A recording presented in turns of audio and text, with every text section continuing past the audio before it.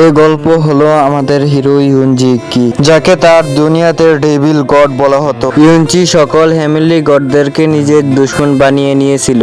ইউনচির কাছে এমন একটা ট্রেজার ছিল যেটা সকল ওরিয়ার চাইতো। এজন্য বড় বড় ক্ল্যানরা ইউনচির পিছনে সোলজার লাগিয়ে দেয়, যাদের খিলাফে ইউনচি টানা কয়েকদিন ফাইট করে। এই ফাইটের সাথে সাথে ইউনচি তার সকল আপনজন হারিয়ে ফেলে, সাথে ইউনচি মারা যায়। কিন্তু ইউনচির ভাগ্য ইউনচিকে আবার একটা সুযোগ দেয়, নিজের মেমোরির সাথে একটি বডিতে রিইনকার্নেট হয়। ইউনচির নতুন এই বডি অনেক উইক, কিন্তু ইউনচি হার না মেনে নিজের সাথে ওয়াদা করে অনেক পাওয়ারফুল হয়ে নিজের বদলা নেবে। তো চলো সময় নষ্ট না করে আজকে ডেভিল গডের জার্নিটা শুরু করে দেই। তো এই গল্পটি শুরু হয় ক্লাউড লিফ থেকে। এখানে আমরা দেখছি যে সিপাহীরা ইউনচির উপরে হামলা করতেছে। ইউনচি নিজের পয়জন পাল দিয়ে অ্যাটাক করছিল। ইউনচির পয়জন পালের পাওয়ার অনেক বেশি। এই পয়জনের সামনে কারো টিকার কোনো কথাই ওঠে না, কিন্তু এখানে এক সিপাহীর পর অন্য সিপাহী আসতেছে। এখানে সিপাহীর ফোর্স কম হচ্ছে না। এই সিপাহীটি বুঝে গেছে যে এই পয়জনের সামনে ও বাঁচতে পারবে না, তাই ভাগার চেষ্টা করছে। কিন্তু ওদের লিডার ওদেরকে বুঝিয়ে বলছে যে 3 দিন 3 রাত ধরে ও ফাইট করছে, ওর কাছে ফাইট করার মতো ওর কাছে পাওয়ার কম আছে। এটাই আমাদের জন্য একটা সুযোগ, যত তাড়াতাড়ি সম্ভব ওকে আমাদের হারাতে হবে। ও এরকম কথা বলে ওর আর্মিকে ইউনাইট করে ইউনচির উপরে আবার হামলা করতে লাগলো। এখানে আমরা এসে দেখি আসলে এখানে ইউনচি ফাইট করতে করতে ঘায়েল হয়ে গেছে। এখন ইউনচির অবস্থা খুবই খারাপ। কুইঞ্চি হার না মেনে লাগাতার ফাইট করতে লাগলো। কুইঞ্চির মাস্টারের কথা কুইঞ্চির মনে পড়লো। কুইঞ্চির মাস্টার বলেছিলেন যে এই আর্টিফিকেটের প্রয়োজন অনেক পাওয়ারফুল। এই আর্টিফিকেট দিয়ে তুমি যে কোনো পিল বানাতে পারবে এবং এই আর্টিফিকেট দিয়ে তুমি যে কোনো পয়জনের পাওয়ার ধ্বংস করতে পারবে। তুমি এই পয়জন পালের পাওয়ার যেরকম ভাবে ইচ্ছে সেরকম ভাবে ব্যবহার করতে পারবে। এটা তোমার উপরে ডিপেন্ড করে তুমি এটা ভালো কাজের জন্য ব্যবহার করবে না খারাপ কাজের জন্য ব্যবহার করবে। এটার প্রয়োজনই যথেষ্ট যে কোনো গড বা ডিমনকে মারার জন্য। ইউনচি, তোমার কাছে আমি সবসময় এটাই আশা করব, তুমি ভালো রাস্তায় চলবে আর মানুষকে সাহায্য করবে। আমি এটা চাই না যে তুমি খুন করা ফাঁকা। তখনই একজন সোলজার এসে ইউনচির বুকের ভিতরে স্পিয়ার ঢুকিয়ে দেয়। ইউনচি মাস্টারের কথা মনে করে বলে, মাস্টার আমাকে মাফ করে দেন, আমি আপনার কথা মানতে পারবো না। ওরা আপনাকে মেরে ফেলছে, আমার ফিয়ন্সিকে মেরে ফেলেছে। ওরা আমার সব কিছু নিয়ে গেছে। এখন আমি নিজের উপরে ঘৃণা করি, আমি এই দুনিয়াটা জ্বালিয়ে ফেলবো। এই কথা বলে ইউনচি রেগে গিয়ে নিজের পয়জন পাল অ্যাক্টিভেট করে ফেলে। এই জন্য এখানে একটা অনেক বড় পয়জন ব্লাস্ট হয়ে যায়।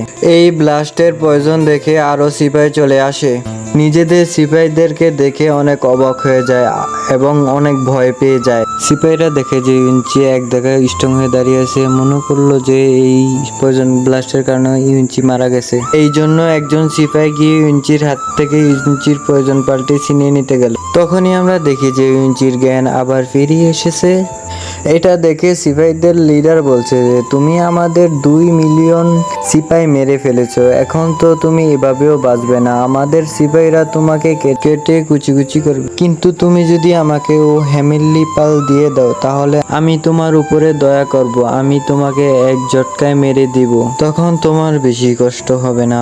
তখন ইউনচি জোরে জোরে হাসতে হাসতে বলল, তুমি আসলেই আমাকে মারতে পারবা? আমি যদি তোমাকে আগে মেরে দিই। বলেই যখন হেমিলি পাল দিয়ে অ্যাটাক করতে যাবে তখনই হঠাৎ করে ও নিচে পড়ে যায়।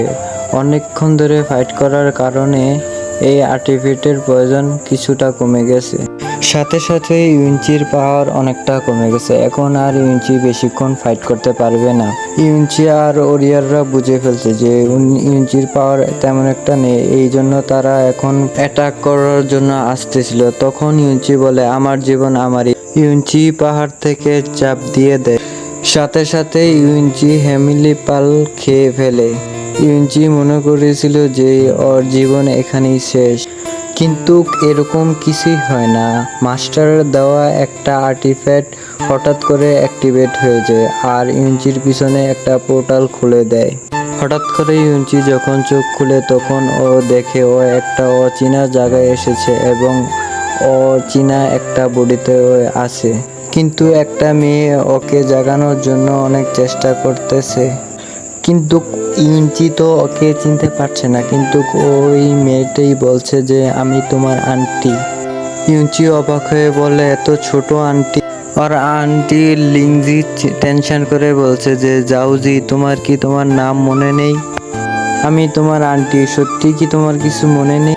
আজকে তো তোমার কিংয়ের সাথে বিয়ে হবে। কুইঞ্চির কাছে নতুন বডির মেমোরি তো আছে, কিন্তু ওইগুলা প্রসেস হইতে একটু সময় লাগবে। কুইঞ্চি এই মেয়েটির নাম শুনে বলে, এ তো আমাদের শহরের সবচেয়ে সুন্দরী মেয়ে। এই কথাটা ইউনচি এত এক্সাইটমেন্টে বলে দিছে যে কারণে ওর আন্টি খুবই রেগে গেছে। আমি তো তোমার জন্য শুধুই চিন্তা করছিলাম। কুইঞ্চির আন্টি বলে যে যেখানে সুন্দর মেয়ের কথা বলেছে সেই তোমার শরীরে এনার্জি চলে আসছে। আমি তো মনে করেছিলাম তুমি বিছানা থেকে উঠতে পারবে না। তোমার গ্র্যান্ডফাদার তো তোমার জন্য শুধু শুধু চিন্তা করে ডাক্তার ডাকতে গিয়েছে। এখন আমার মনে হয় ওনাকে আবার চলে আসতে বলবো।